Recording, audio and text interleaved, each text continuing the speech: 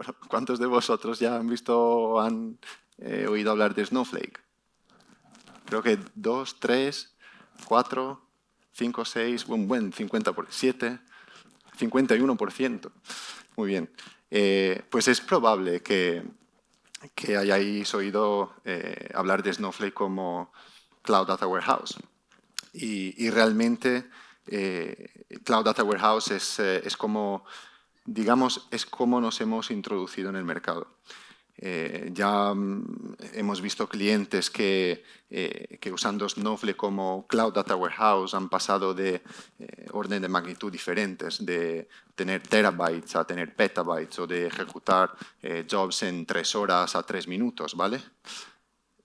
Cloud Data Warehouse es un concepto importante, es algo que se hace posible por la arquitectura. La arquitectura es crítica. La arquitectura es todo lo que hace posible lo que es Snowflake hoy. ¿Por qué? Yo siempre enseño este diagrama, es un poco antiguo, es del 2016. Snowflake nació así. Fue presentado a una conferencia de SIGMOD en 2016 como algo cloud native que separaba el cómputo del almacenamiento, ¿no? el storage del virtual warehouse. Esta arquitectura, algo que a lo mejor habéis visto en esta versión, gracias a marketing, pero esta arquitectura es algo que permite muchas cosas. Permite, por ejemplo, aprovechar de la escalabilidad básicamente limitada de algo como S3, como el Object Storage. Es una arquitectura que permite aprovechar de los recursos de cómputo básicamente ilimitados también. O sea, dentro de una misma región yo puedo pensar utilizar todo el cómputo, vamos, que es mucho. Es una arquitectura que es muy portable. De hecho, nació en AWS usando S3 y S2 y la puedo coger y portar a cualquier otro cloud porque los servicios son intercambiables.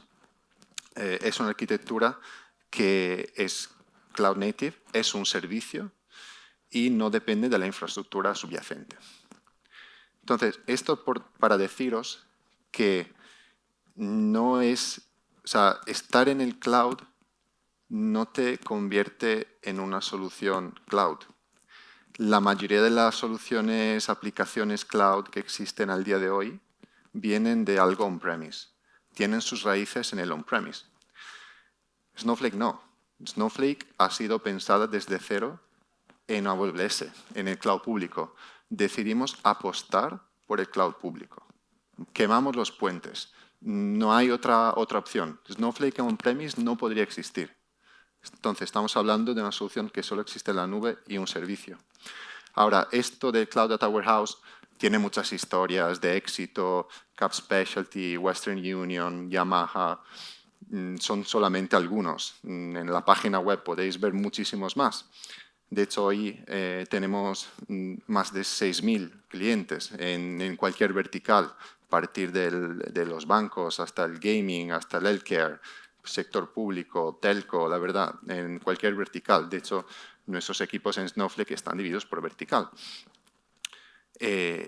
Datos financieros, esto es un poco para decir que en 2 años que somos empresa pública hemos llegado a más de 6.000 clientes, 1.500 en el último año, un cuarto del Global 2000 de Forbes, clientes, 200 clientes de más de 1 millón de compromiso económico.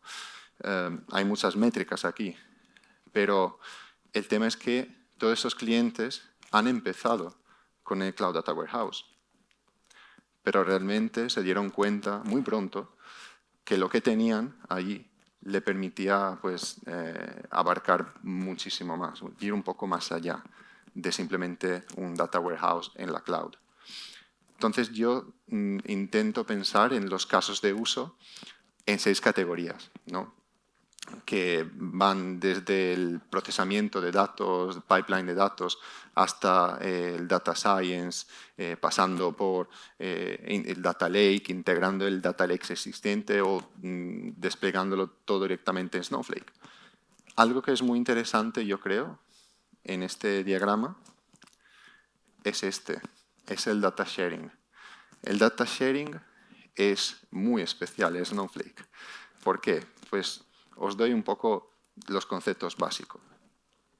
A la hora de intercambiar los datos con métodos tradicionales, lo normal es coger los datos e exportarlos, o proporcionar algún tipo de API, o coger los datos y ofrecerlos a través de FTP. Hay varios métodos, ¿no? En Snowflake, la compartición de datos, el intercambio de datos, es virtual, sin fricciones y siempre en única copia. ¿Qué quiere decir? Que yo, que tengo datos que quiero compartir, nunca le voy a dar la custodia, la ownership de mis datos al consumidor. El dato siempre se encuentra en única copia y es la mía, lo que hace más fácil el gobierno de datos, la seguridad, los controles de acceso y, sobre todo, para el consumidor significa cero latencia a la hora de consumir los datos. Cualquier cambio, enriquecimiento, modificación de los datos por parte del proveedor es instantánea y es accesible en tiempo real a través de un endpoint con la herramienta que el consumidor prefiera. Entonces, ¿por qué os digo esto? Porque el data sharing, que se puede implementar entre 2 cuentas de Snowflake o 3 o 4, lo que hace posible es que los clientes vayan al nivel sucesivo, que es el del Data Cloud. Entonces, este es un poco el camino que no tanto Snowflake como solución, sino nuestros clientes han tenido con Snowflake. Empezando con Cloud Data Warehouse, luego abarcando más casos de uso, cargas de trabajo y llegando pues, a formar parte de una red global de datos conectados en tiempo real. Este es un poco cómo hemos llegado al Data Cloud. Ahora, ¿por qué es importante el Data Cloud? Entonces aquí empiezo por un concepto muy básico, que son los silos de datos. Los hilos de datos es algo que ¿no? se oye desde hace que empezaron a existir las bases de datos analíticas, ¿no? Que empezó el Teradata. Y yo ahora pienso en los hilos de datos en 2 categorías. Los data centers modernos, es decir, la infraestructura en el cloud público, Amazon, Azure, GCP, y las aplicaciones en el cloud, Salesforce, Workday, ServiceNow, las que básicamente han introducido ¿no? este modelo más de suscripción. Pues estas aplicaciones y estos data centers generan silos, evidentemente, son silos, naturalmente. Entonces, lo que hacen las empresas, lo típico es coger un data warehouse para consolidar todos estos datos y ofrecerlos para consumirlos en forma de reportes, de dashboards, etc. ¿Qué pasa? Que los requerimientos de los consumidores cambian y los datos aumentan y cambian de tipo incluso. Entonces, ¿qué hago si tengo mi data warehouse y de repente me llega otra línea de negocio que genera muchísimos datos de otro formato? Pues normalmente, bueno, a veces se amplía la data warehouse existente, más a menudo se compra otra solución o se adopta otra solución. Entonces, lo que vemos es que de un data warehouse se llegan a tener 2, o 3, o 4, o 5. Entonces, resolver el problema de los silos de datos genera más silos de datos, que a lo mejor no sería un problema en sí, si no fuera por 3 cosas principales, yo creo.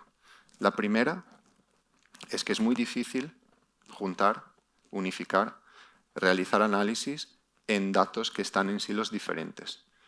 Juntarlos es muy difícil, unirlos es muy difícil. Si quiero compartirlos es aún más difícil, sin generar copias, incluso generando copias. Este es el primer punto. El segundo es, si vosotros tenéis una empresa o vuestra empresa está muy enfocada a temas de protección de datos, seguridad, compliance, etc., silos de datos es la pesadilla de vuestro departamento de seguridad.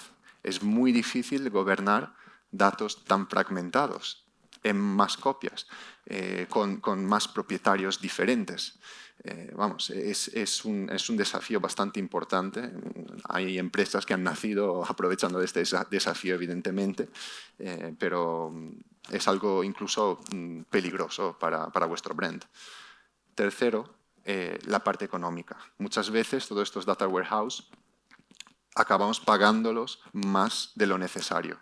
¿Por qué? Porque es muy difícil predecir la actividad de los usuarios, la ingesta de datos en entornos tan fragmentados. Entonces, por seguridad, siempre se acaba pagando más de lo que realmente luego se usa. Entonces, Snowflake, ¿qué propone? Propone el Data Cloud. ¿Por qué nadie lo había hecho antes? Porque solo Snowflake tiene la tecnología para construirlo. La tecnología para construirlo yo creo que tiene que tener dos conceptos fundamentales. Uno es la posibilidad de darle a los usuarios, a los consumidores, un rendimiento óptimo. Un rendimiento óptimo potencialmente ilimitado sin tener que limitar la concurrencia de mis usuarios. Segundo, es un almacenamiento también ilimitado, sin tener que preocuparme del tipo de datos, ni de cuántos datos, ni si mañana voy a añadir un petabyte o un terabyte cada minuto.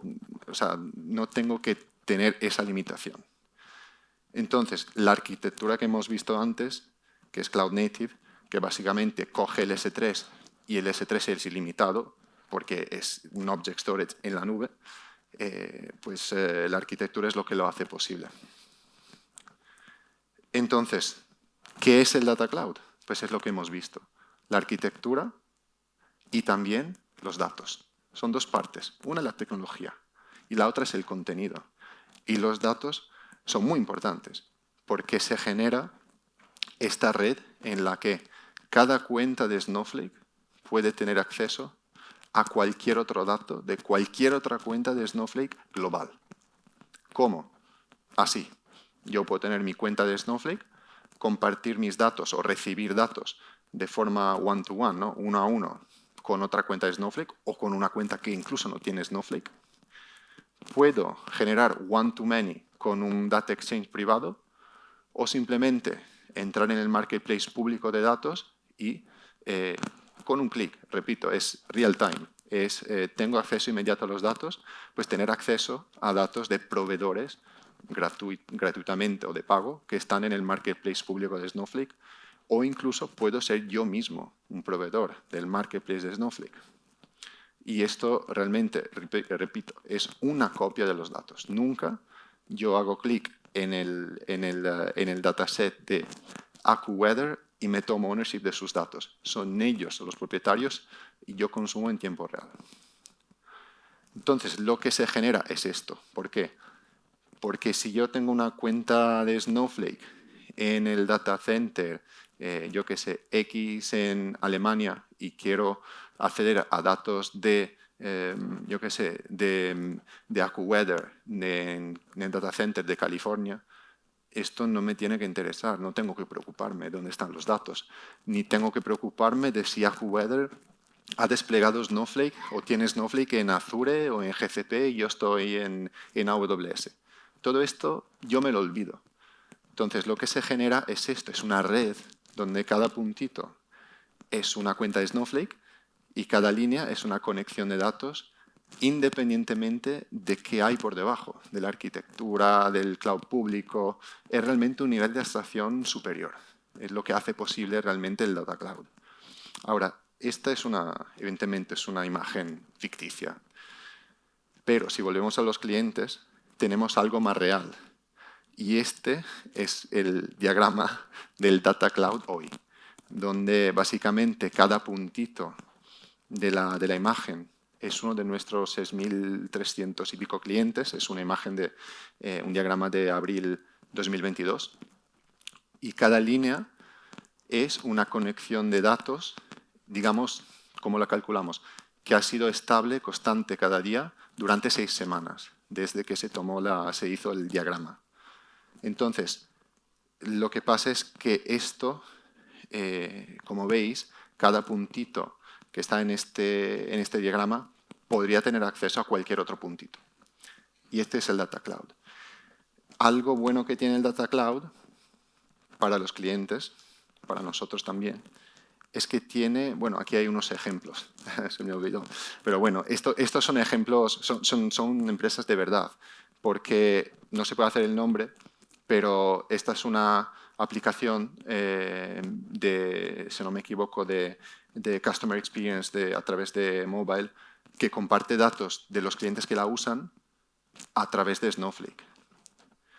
Este es el dataset de Star Schema. Esto es público, son datos de COVID de cualquier país del mundo que evidentemente ha tenido muchísimos accesos durante los últimos años. Y este es otro proveedor de datos financieros. Son ejemplos. Lo que decía antes es el efecto red, o sea, el network effect. Este es el mismo diagrama hace 2 años y hoy. Los clientes que veis en la parte externa, la parte en el círculo, en la izquierda, son clientes que sí estaban en Snowflake, pero no compartían o accedían a datos.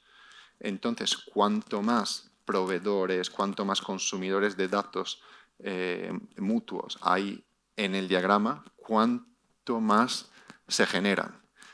¿Por qué? Porque si yo tengo una empresa muy grande que tiene muchos proveedores, es muy común tener muchos proveedores de datos externos, ¿no? para las empresas hoy. Y necesito acceder a los datos de mis proveedores y estoy en Snowflake, para mí sería muy cómodo que mis proveedores estuvieran en Snowflake también. Para los proveedores también, porque los proveedores a lo mejor no tienen solamente a mí como cliente, sino tienen cientos, miles de clientes. Estar en Snowflake le permite llegar más fácil a clientes existentes o potenciales que ya están en Snowflake. Entonces se genera ese efecto de red, por lo que el crecimiento de este diagrama es exponencial. Y las conexiones, los proveedores de datos en Snowflake siguen un crecimiento exponencial también. Entonces, este es el Data Cloud y este es un poco el efecto red que está teniendo. Dicho esto, tengo 2 minutos y 39, 38, 37 para preguntas. No sé si alguien tiene preguntas. Muy bien. Ahí arriba tampoco, ¿no? Que no os veo con las luces. Supongo que no. Vale, pues espero que haya sido útil y muchas gracias por participar. Pues gracias a ti, Miquele. Un placer escucharte.